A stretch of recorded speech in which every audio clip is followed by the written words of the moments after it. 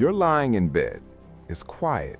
And then your brain starts playing a movie. Maybe it's that argument you had 3 days ago, except this time you say all the perfect things. Or maybe it's a job interview you haven't even applied for yet. Or that awkward conversation you had in 2017 that still makes you cringe at 2 a.m. None of it is real, but your heart rate just went up a little, didn't it? Here's what's wild. Your brain does this constantly, every single day. And most of the time, you don't even realize it's happening. And the scariest part? These fake scenarios are actually controlling real decisions in your life. So let's talk about why your brain does this, what it's actually doing to you, and how you can stop letting it run the show. Curiosity loop. Your brain isn't broken. It's doing exactly what it was built to do. The simulation machine. First, let me tell you something that might actually make you feel better about yourself. Your brain running fake scenarios is not a flaw, it's a feature. Humans are literally the only species on Earth that can mentally travel through time. We can imagine the future, replay the past, and simulate events that haven't happened and might never happen. Scientists call this mental time travel, and for thousands of years it kept us alive. If your ancestor could mentally rehearse what happens when they walk too close to the edge of a cliff before actually doing it, they survived. Everyone else? Well, so your brain learned simulate first, act second, safety check before real check. The problem is, we're not running from predators anymore, but the simulation machine never got the memo. It kept running. And now, instead of running lions, it's running your boss's reaction to an email you haven't sent yet, or how embarrassing it'll be if you fail at something new, or what everyone will think if you speak up. Same machinery, completely different world. And that mismatch, that's where things start to go wrong. Emotional shift, personal recognition. Wait, that's literally me. The 3 ways fake scenarios are wrecking you. Here's where it gets real. These fake mental movies don't just play and disappear, they leave marks. Number 1, they create fear of things that aren't even likely. Think about the last time you didn't do something because of how you imagined it going. You didn't pitch the idea, you didn't send the message, you didn't start the project. Not because of what actually happened, but because of what you imagined might happen. Your brain ran a worst-case scenario so convincingly that your body responded like it was real. Stomach tightens, hands get sweaty, and just like that, you opt out of your own life. Number 2, they steal your present moment. You're at dinner with people you love, but you're not really there, are you? Part of you is replaying something from yesterday or rehearsing tomorrow. That's not just annoying. Research actually shows we're unhappy when our minds wander like this. There's even a name for it. Mind wandering is one of the biggest predictors of day-to-day unhappiness. Not your job, not your relationship, your wandering mind. And number 3, they create a false version of reality. This one is subtle but deadly. When you replay a conversation in your head, maybe an argument, maybe a rejection, your brain starts to treat that replay as fact. It fills in gaps, it assumes intentions, it edits the memory to fit a story it already believes, and then you act on that false version.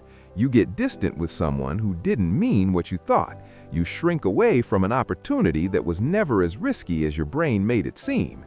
You're living inside a simulation and mistaking it for the truth. Pacing shift. Move into actionable, practical ground. Lighter, empowering tone. What you can actually do about it.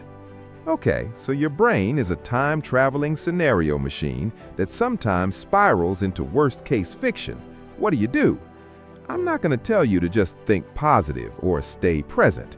That advice is like telling someone with a broken leg to just walk it off. So here's what actually works.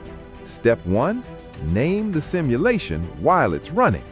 This sounds almost stupidly simple, but it's genuinely powerful. The next time you catch your brain running a fake scenario, whether it's a fake argument, a fake failure, a fake way of how something will go, just say it out loud or in your head. This is a simulation. This hasn't happened. Why does this work? because it activates the part of your brain that thinks rationally and logically. When you label what's happening, you shift from being inside the thought to observing it.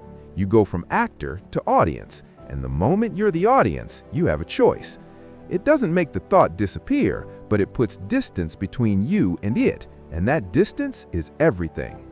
Step 2, ask what's the actual probability of this? Your brain treats a 5% chance of embarrassment the same as a 95% chance because it doesn't do math, it does survival. So you have to do the math manually. When a scenario is playing in your head, ask, if I actually did this 10 times, how many times would the worst outcome happen? Usually the honest answer is way less than it feels. That doesn't eliminate the risk, but it shrinks it to its actual size. And actual size problems are way easier to handle than imagined sized ones. Step 3, use the simulation for you, not against you. Here's the flip side that most people never think about. Your simulation machine can actually be a superpower if you redirect it. Instead of letting it run worst-case movies on autopilot, consciously run a different simulation. What does it look like if this goes well? Not in a fake positive thinking way, actually walk through it. What would you say? What would they say? How would you handle a tough question? Athletes call this mental rehearsal, and there's serious science behind it. Your brain activates almost the same neural pathways whether you're imagining an action or actually doing it. So stop letting your brain rehearse failure by default. Make it rehearse success on purpose. Step 4. When you catch yourself replaying the past, give it an end point. Replaying old conversations or situations is only useful if you're learning something, so give it a time limit. 2 minutes. You replay it, you extract the lesson. Okay, next time I'll say X instead of Y, and then you close the loop. Tell your brain, we got the lesson, we're done now. Without an endpoint, the replay becomes a punishment loop, and you don't deserve that. Nobody does. Brief recap, warm close, personal call to action. Your brain's simulation machine is ancient, powerful, and running on autopilot. Fake scenarios create real fear, steal your presence, and distort your reality. Name the simulation, check the real probability, and redirect the tool. Give your past replays an endpoint, extract the lesson, then close the loop. Your brain is not your enemy. It's just been running the same old programs without you consciously choosing them. But now you know, and knowing changes the game. Tonight, just tonight, try this one thing. The next time a fake scenario starts playing in your head, don't fight it. Just say, this is a simulation. That's it. See what happens when you name it instead of living inside it. Small shift, but small shifts done consistently are what actually change lives. If this resonated with you, share it with one person who needs to hear it. And if you want more of this, the real, honest, practical stuff, hit subscribe. We're building something here, together. I'll see you in the next one.